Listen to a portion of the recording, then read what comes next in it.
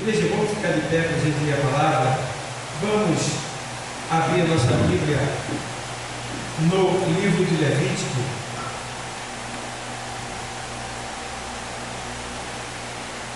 Levítico,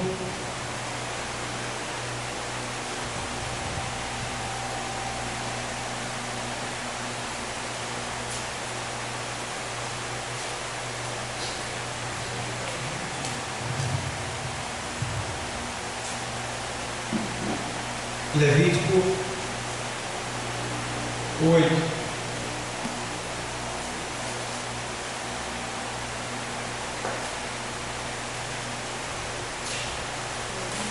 Levítico 8, verso 1 e verso 2. Diz assim o texto sagrado: Falou-me mais o Senhor, falou mais o Senhor a Moisés, dizendo: Toma a Arão e a seus filhos com ele, e as vestes e o azeite da unção, como também o novilho da expiação do pecado, e os 2 carneiros, e o 6 dos pães asmos. Podem sentar. Obrigado. Irmãos, nós estamos diante de uma palavra que foi escrita no livro de Levítico, livro este que tem uma coligação com o livro do Êxodo, porque depois do Êxodo, quando o povo foi para o deserto, foi estabelecida ali uma ordem dada por Deus para que formassem, para que construíssem ali um tabernáculo móvel, uma igreja móvel, uma igreja móvel. O tabernáculo ele era móvel, tá? Ele era montado em determinado local, e quando Deus dizia sai daí, desmontava ele e levava para onde eles iam.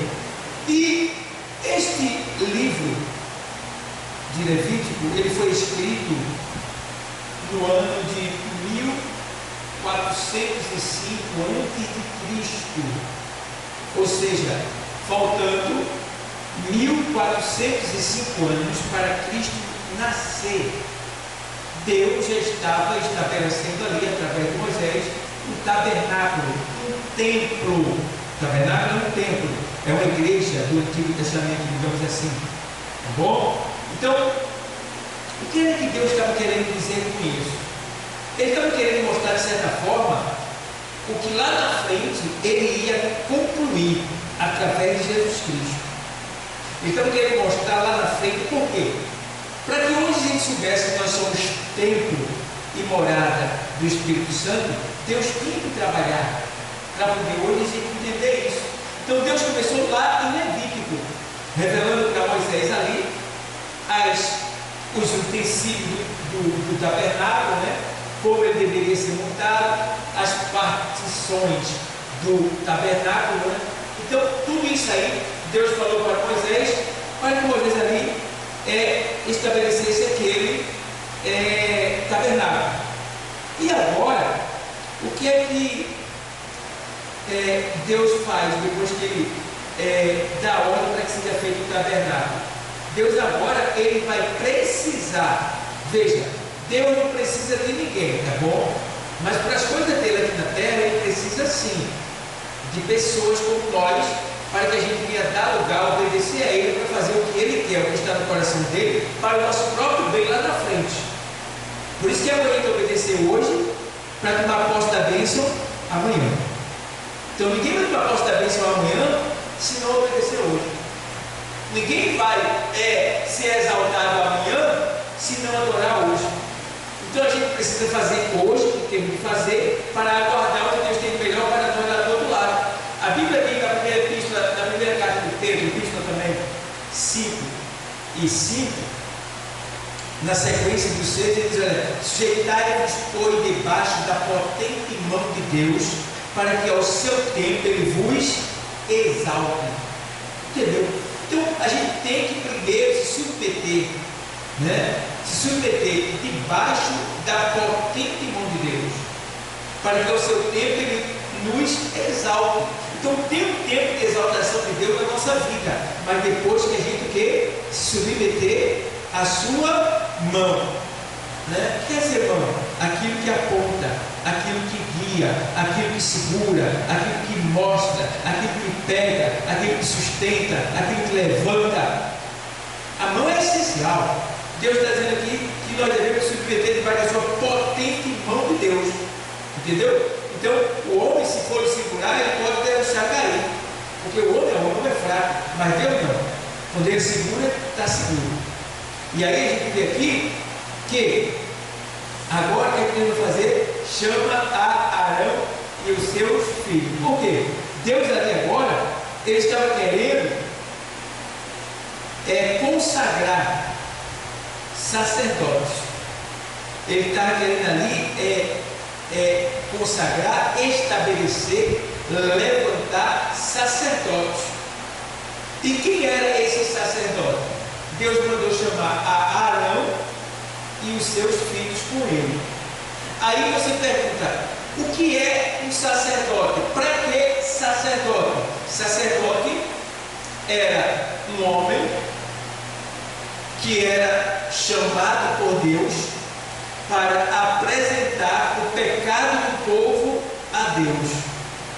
Então todo mundo que pecava tinha que procurar um sacerdote, contar a situação para o sacerdote estabelecia para ele o preço que ele tinha que pagar por aquele pecado. Se ele fosse pobre, era uma rolinha ou um pombinho. Se ele fosse classe média, seria um bode ou uma ovelha. Se ele fosse rico, seria um gado, um boi, né? Um boi. Então, ou várias ovelhas, né? Também podia ser. Então, tinha ali. Então, de acordo com o estado da pessoa, o pecado que ela cometeu, o sacerdote julgava o pecado e dizia: você vai ter que trazer tal animal para a gente sacrificar esse animal, apresentar a Deus, tá bom? Para que você seja perdoado, livre do pecado. Por quê? Antigamente, esse sacrifício era feito não para perdoar o pecado, mas para cobrir o pecado. Vê bem, o sacrifício que era feito por causa do pecado era feito para cobrir e não para perdoar. Entendeu? Então o sangue do animal derramado é a substituição do sangue da pessoa que merecia a morte por ter pecado. Então, como a pessoa merecia a morte por ter pecado, então Deus deu a oportunidade, através do sacerdote e da sua lei, do homem, em vez de ser morto pelo seu pecado, Deus matar ele, ou ele ser morto por causa do pecado dele. Deus fez o seguinte: traz o animal vai ser morto no seu lugar e o seu pecado será coberto. Pronto, vê só a situação, né? Precisa entender a antiga aliança. E aí o que faz agora? Vamos chamar Arão. Aí chama Arão. Arão falou mais o Senhor a Moisés, dizendo: toma Arão e a seus filhos com ele. Aí vê bem, chama Arão e a seus filhos com ele. Ou seja, Deus ali estava levantando o quê? 3 sacerdotes, Arão e seus 2 filhos. Observa que um sacerdote, ele tem que estar munido de alguns elementos do tabernáculo, alguns elementos que identificam que ele ali está trabalhando para a glória de Deus, em nome do Senhor. E aí a gente vê aqui o quê? A gente vê que toma Arão e a seus filhos com ele, e as vestes, primeira coisa que um sacerdote tem que ter, né? Na antiga aliança, ser vestido, ter as suas vestes, estar coberto. Entende bem? Aí você diz: o sacerdote na antiga aliança tem que ser bem vestido e estar coberto. Isso aí, Osana ali há pouco tempo, dizendo que em todo tempo sejam alvas as tuas vestes. e nunca falte o óleo sobre a tua cabeça. Veja bem, nós temos festas, tá? Outra coisa, Apocalipse 1:9 diz lá que nós fomos feitos reis e sacerdote. Então não é só aqui no Antigo Testamento que tinha sacerdote. Hoje também tem sacerdote. E quem são esses sacerdotes?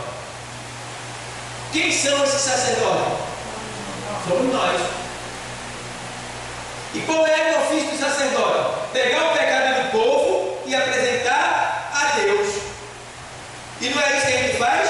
A gente pega o pecado do povo e apresenta a Deus. Senhor, vai lá no hospital, cura fulano, libera ciclano, perdoa seus pecados, salva a alma dele. Não é isso que a gente faz? Quando uma pessoa quer resolver, ela vai procurar quem? O amigo dele, o amigo dela? Não, tem que ir onde?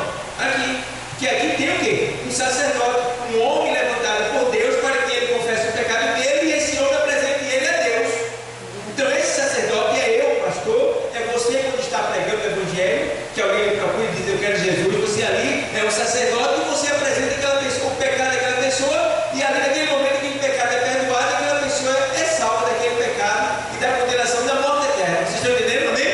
Amém. Entendeu? Aí vamos lá. Aí veja. O que acontece aqui? Agora a gente vê que o sacerdote tem que ter o que? Suas vestes. Então, observa, a gente vê crente que se veste de todo jeito, né, irmão? Isso é um grande erro.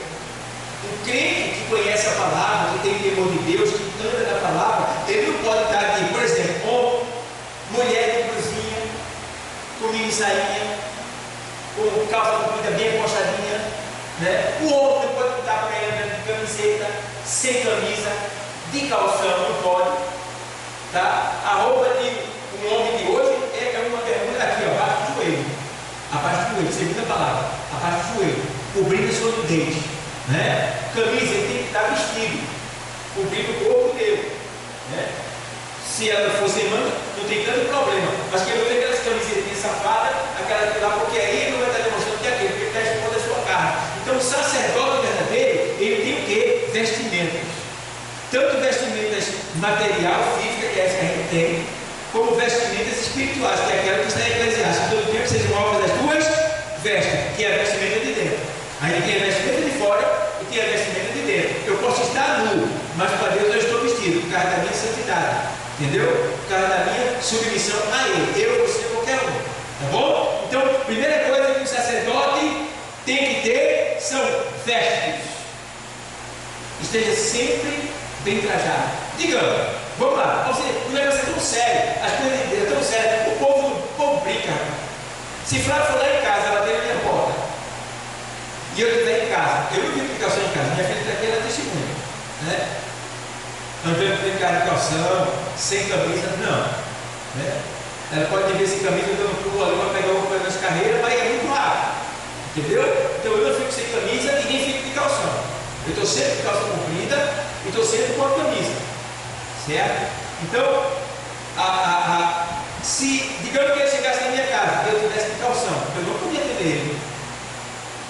Eu não podia, e nem de pergunta também posso atender ele. Se Flávio chegar na minha casa, se a senhora chegar na minha casa, se a senhora chegar na minha casa, né, independente de ser mulher ou homem, eu não posso atender você de camiseta, sem camisa, com calção, eu não posso. É falta de respeito espiritual. Eu estou faltando com respeito a você, que é um sacerdote, e estou de certa forma, denegrindo a minha própria imagem como sacerdote. Porque se eu estou nu, então eu estou com as minhas vergonhas expostas diante de Deus. Entendeu? Então, o negócio é tão sério, o povo não leva a sério desse jeito a palavra de Deus. Tá? Mas eu não estou falando aqui do Antigo Testamento, não, eu estou falando de agora. Porque o mesmo sacerdote daqui é o sacerdote de hoje. Sempre que o sacerdote antigamente, ele matava um animal para o pecado da pessoa ser perdoado. Hoje não precisa de animal, porque Jesus já morreu na cruz do Calvário. Então agora ele só faz apresentar a pessoa a ele. O que vai pagar o pecado dele é o quê? O sangue de Jesus. Amém? Então vamos lá. Vestes. Tem que ter duas vestes. Irmão, menininha, né? Jovenzinha que, rapaz, eu já vi jovenzinha que shortinho para a igreja com a Bíblia na mão. Meu Deus, que igreja é essa? né? Que pastor é esse? Pessoas com roupas bem coladinhas, mostrando as cores do corpo. E eu fico, o que é que vai acontecer? O homem, o sexo oposto se atrai, isso é natural. O homem olha para a mulher, se ela for bonita, ele vai se sentir atraído por ela. Não é que ele vai ter vontade de transar com ela, de ter sexo com ela, mas ela atrai, porque é o sexo oposto, isso é natural da gente. Então o que é que nos impede de ir mais adiante? A nossa santidade. A gente olha e não deseja, deixa lá, porque ele tal, pronto, tchau. É normal. Mas se eu ficar,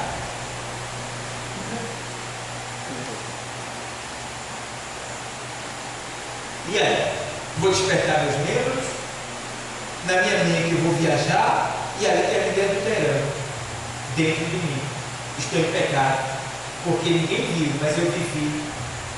Entendeu? Então a gente tem que ter cuidado. Jesus disse que se o homem olhar uma mulher no seu coração, ter com ela ali, já adulterou a situação. Então temos que ter cuidado. Vamos lá, versos. Tá bom? Vamos lá agora. E o azeite da... Vamos ler aí? E o azeite da unção. E o azeite da unção. O que é o azeite hoje? O símbolo do azeite hoje é o quê? O Espírito Santo de Deus. Tá bom? O azeite simboliza o Espírito Santo de Deus. Tá certo? O azeite também, ele servia para fazer a união. Porque quando queria se fazer comida, bolinho, usava-se azeite para ele ficar bem ligado. Então, temos que ter o quê?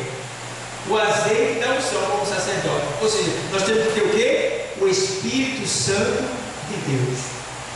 Temos que estar zelando pelo Espírito Santo para que em todo tempo ele esteja nos guiando e nos revelando o que está oculto, escondido e o que está no profundo. Entendeu? Então temos que zelar por esse Espírito. Como eu zelo por esse Espírito? Perdoando, amando, sempre humilde, não querendo ser mais do que os outros, tá bom? Não chamando pornografia, não assistindo coisas pornográficas, não assistindo novelas imundas que tem na Globo e outras por aí, tá? Não tendo raiva do meu vizinho, não brigando com o ar, discutindo com o bem, entendeu? Procurando tratar todo mundo da maneira que eu gostaria de ser tratado. Então isso aí é uma demonstração de que eu sou uma pessoa que eu ligo, e ao mesmo tempo eu sou uma pessoa que zela pelo Espírito Santo. Então o sacerdote tem que ter esse Espírito Santo que faz a ligação e que ao mesmo tempo lhe dá poder e unção para o que Deus mandou ele fazer, porque a unção é uma preparação para que ele cumpra com aquilo que Deus mandou. Deus dava unção a Davi, Deus dava unção a Sansão para aquilo que era necessário. Quando Sansão precisava de unção, vinha a unção do céu e o Sansão lutava e vencia. Então a unção é uma capacitação para que você faça aquilo que Deus mandou com êxito, sem errar, sem falhar, sem perder. Quando Deus te dá unção, pode ficar certo, você vai chegar e vai ter vitória. Quando você receber unção de Deus, você não vai perder nenhuma batalha, porque a unção ela lhe capacita para vencer os gigantes. Aí vamos lá, a unção, o azeite da unção, né? Como também o novilho dá o quê? Expiação. O que é o novilho da expiação? É eu estar em comunhão com Deus. Porque hoje o novilho aqui simboliza Cristo, é o tipo de Cristo, tipologia de Cristo, tá? Aqui, o cordeiro aqui, o novilho aqui, ele representa Jesus hoje, morto na cruz. Porque esse novilho era para quê? Para ele ser morto, degolado e sangrado, para que o pecado fosse pago. Então hoje quem é que foi degolado? Quem é que foi morto na cruz? Quem é que derramou o seu sangue? Para que nós fôssemos o quê? Perdoados do nosso pecado e não morrêssemos. Foi Jesus Cristo. Então a gente tem que ter o quê? O novilho. Aqui temos que ter também o novilho da expiação. Ou seja, a gente tem que estar sempre ligado com Deus. Esse novilho da expiação também simboliza o quê? O pão da ceia. O pão da ceia. Tem crente que foge da ceia por causa do pecado, mas você tem que fugir do pecado por causa da ceia. Entendeu? Você não pode deixar de cear, porque o Senhor disse: quem não come da minha carne e não bebe do meu sangue não tem parte comigo. Então a gente precisa estar o quê? Ligado e com esse novilho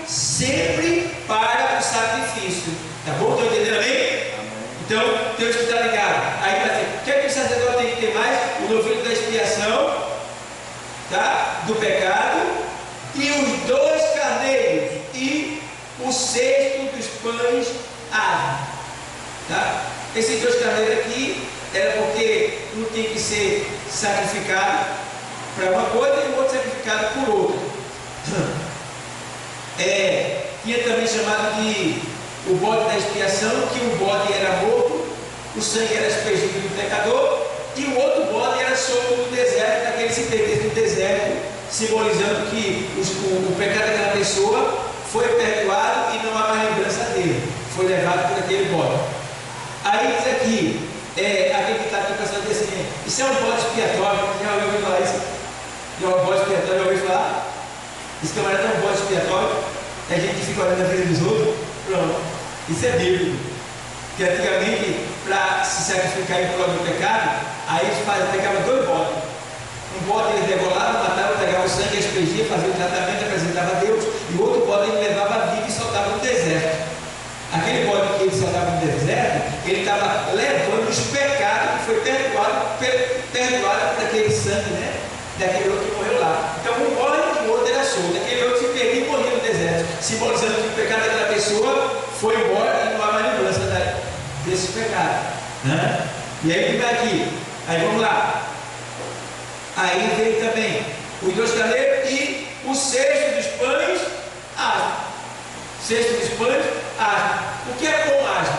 É o pão amargo, um pão que fazia o povo lembrar da aflição que eles viveram no deserto. Toda vez que tem Páscoa, eles comem pão asmo, que é pão sem fermento, que é um pão feito com ervas amargas. Então esse pão ele tem gosto amargo. Por que ele tem gosto amargo? Para que eles se lembrem do tempo amargo que eles viveram no deserto.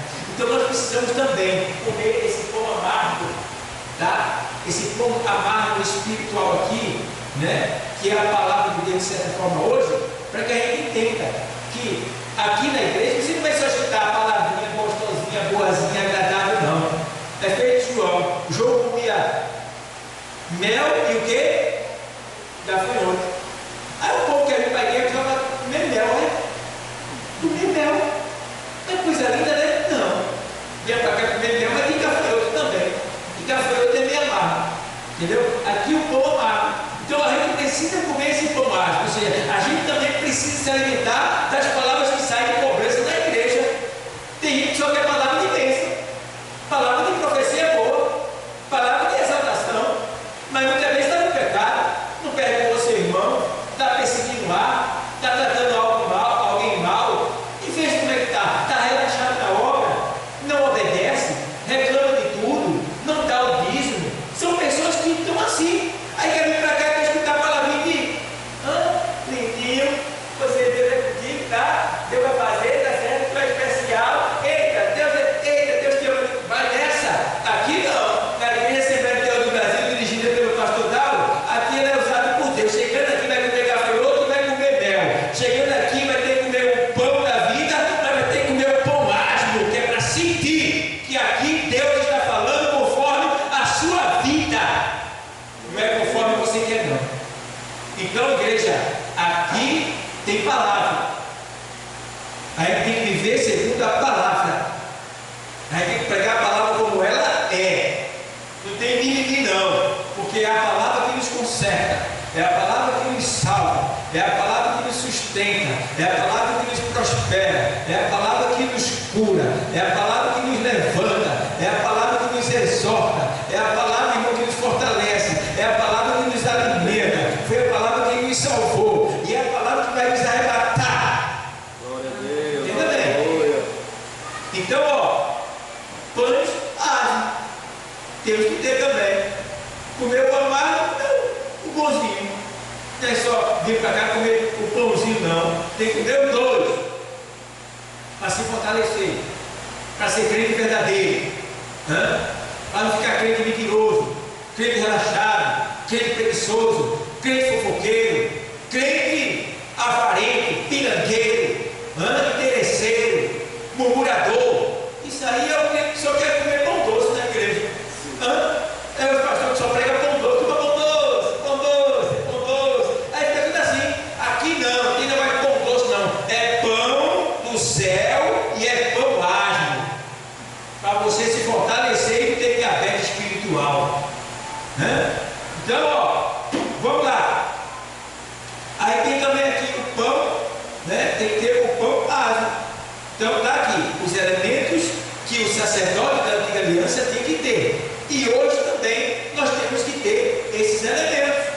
E aí a gente vê que aqui Deus chamou através de Moisés, Arão e seus filhos, para que eles fossem o quê? Sacerdote. Hoje também Deus chama quem? A todos nós. Mateus 11, 28. Mateus 11, 28, o Senhor diz na sua palavra: vinde a mim, todos que estão cansados e oprimidos, e eu vos o quê? Aliviarei. Então olha Deus chamando aí todo mundo. Dali chamou Arão e seus filhos, agora ele está chamando todo mundo. Vem quem quer, mas ele está chamando. Ninguém vai poder reclamar que ele chamou. Deus está chamando. E eu gosto que aqui, quando Deus chama, ele chama para vir a ele. E ele diz, porque vinde a mim todos que estás cansado e oprimido. Então, Deus está chamando para quê? Para livrar você do cansaço da alma e da opressão espiritual. E é o que a gente está vivendo nesse último dia. O cansaço da alma, o enfado da alma.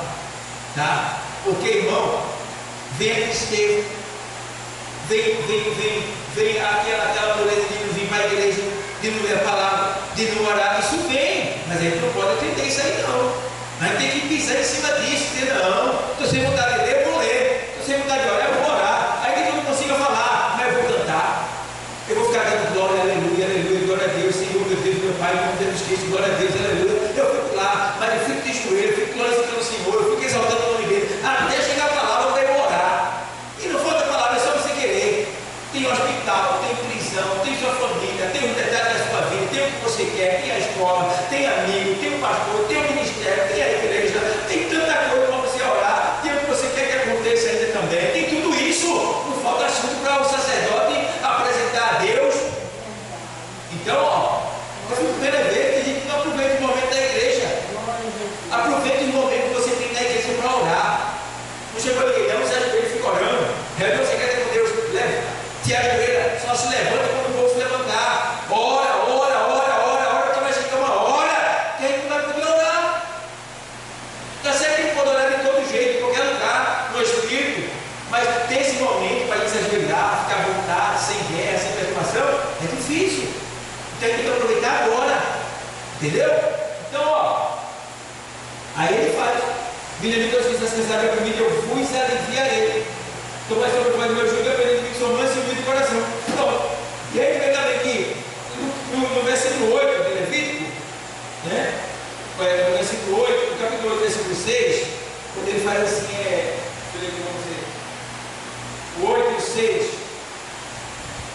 ele diz assim: e Moisés fez chegar a Arão e a seus filhos e os lavou com água. Vamos ver isso lá em João 3 e 5. João Evangelho 3 e 5.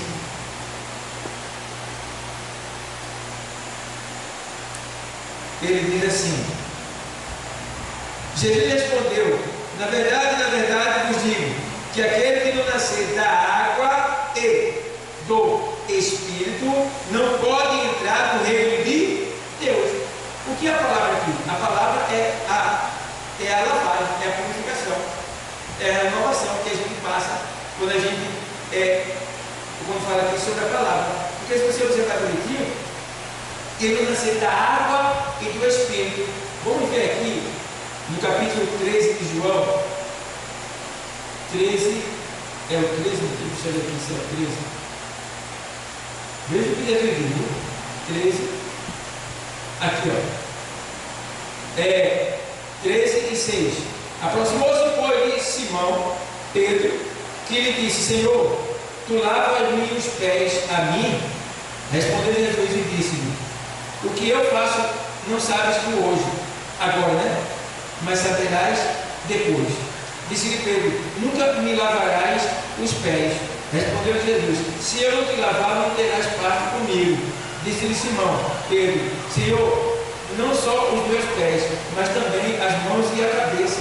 Disse-lhe Jesus: aquele que está lavado não precisa, ou seja, não necessita de lavar senão os pés, pois no mais todo está limpo. Ora, vós já estáis limpo, mas não todos, que a gente está falando de Judas, né? Então aqui a gente fica bem claro que o Senhor deixa bem claro que vós já estáis limpo pela palavra que vos tenho falado. Então, o que é que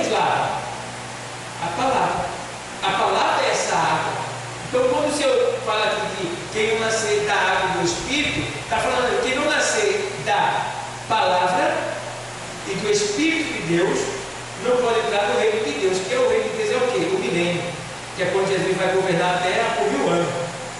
Então está dizendo aí que quem não nascer da água, que é a palavra, e do Espírito, não pode governar, não pode reinar com Cristo.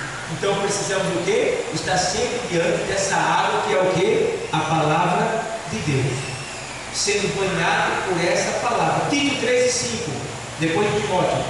Tito 3:5.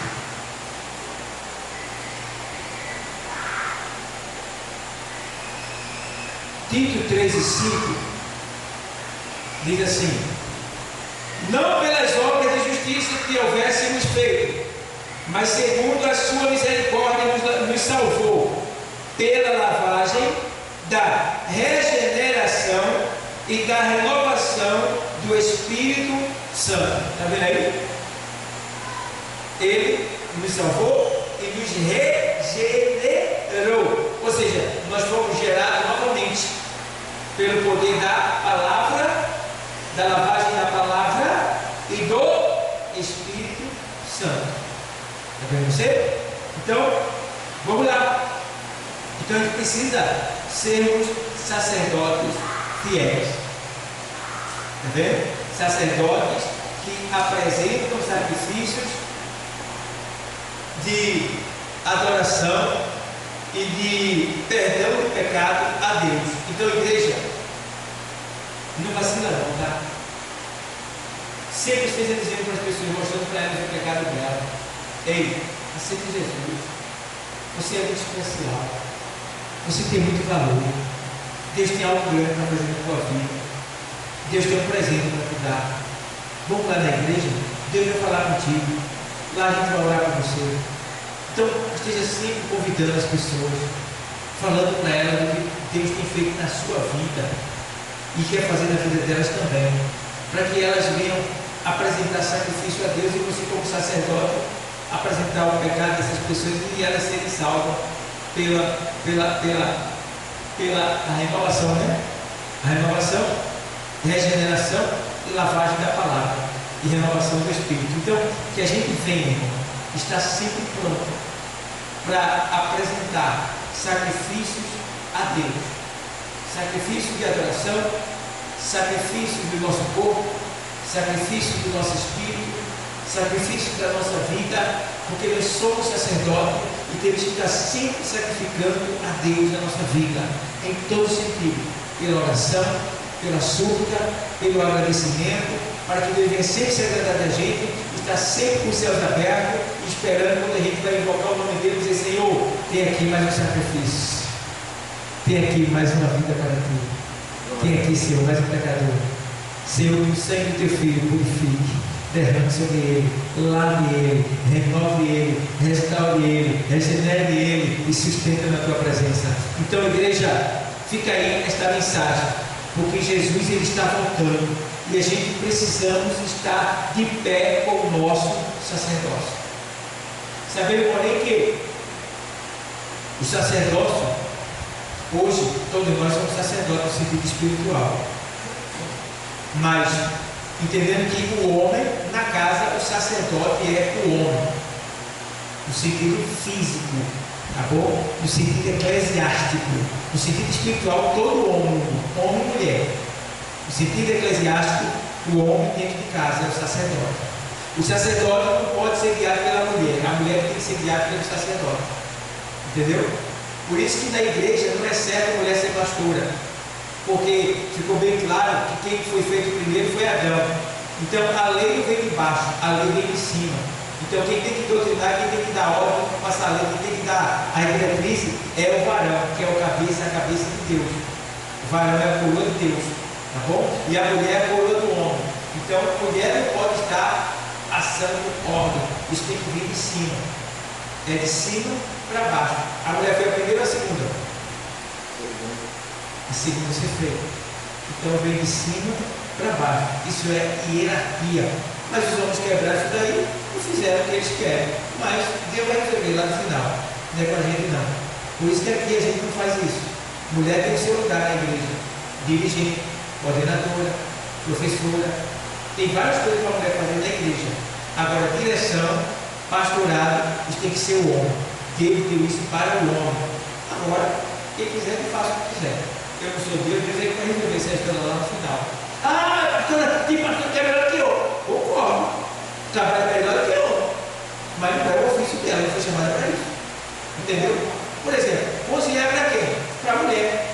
Mas tem homem aí que é cozinheiro, líder, cozinheiro, chefe, cozinheiro famoso. Eu mesmo sou cozinheiro. Tá? Então, e aí? Mas cozinha é para homem? Não, cozinha é para mulher. Entendeu? Criar filho é para homem? Não, criar filho é para mulher. Mas tem homem que cria seu filho e a mulher trabalha. E agora? Então, veja as coisas como elas vão se levar na terra cada pecado. Mas Deus, Ele vai consertar tudo isso em nome de Jesus Cristo quando Ele voltar. Tá bom? Então a gente fica aí aprendendo que em Apocalipse 9, o Senhor nos fez reis e sacerdotes da nova aliança para que nós venhamos a reinar com Cristo. Reis e sacerdotes. Você já é rei e sacerdote. Agora nós somos príncipe, filho de rei. Mas quando ele voltar, a gente vai ser rei com ele. Porque ele é chamado de rei dos reis. E a gente vai reinar com ele. No corpo glorioso. A igreja, no corpo glorioso, não peca mais. Vai reinar com Cristo por 1000 anos. Os que ficaram na terra. Seremos governadores, reis e sacerdotes. Então, que Deus nos sustente até a volta dele, para que a gente não venha perder a nossa coroa, e que a gente não venha muito se desviar, e que a gente não venha se iludir por isso ou por aquilo, mas estar aqui, na presença de Deus, porque o mais importante não é a multidão, é o meu serviço a Ele. Estou servindo a Ele? Amém. Porque o que nós estamos fazendo aqui é o que a maioria quando vier vai ter que fazer também. Então a gente já está na frente fazendo. Entendeu? E através de nós, outras pessoas vão vir para fazer o que a gente está fazendo. Se não fizer, vão estar em falta. Vem, aí recebe da parte de Deus. Nós estamos recebendo da parte de Deus. Tá? E agora vem o arrebatamento. Por estarmos em obediência, com certeza nós seremos tirados da terra e levados para a glória com Ele. Amém, igreja? Então que Deus continue abençoando a todos, porque Jesus está. Deus abençoe.